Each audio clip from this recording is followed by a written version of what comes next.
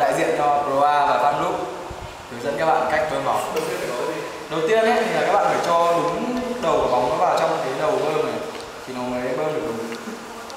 Khi mà bơm ấy, bắt đầu bơm nó phải bơm làm sao cái này nó lên được nhanh như thế này.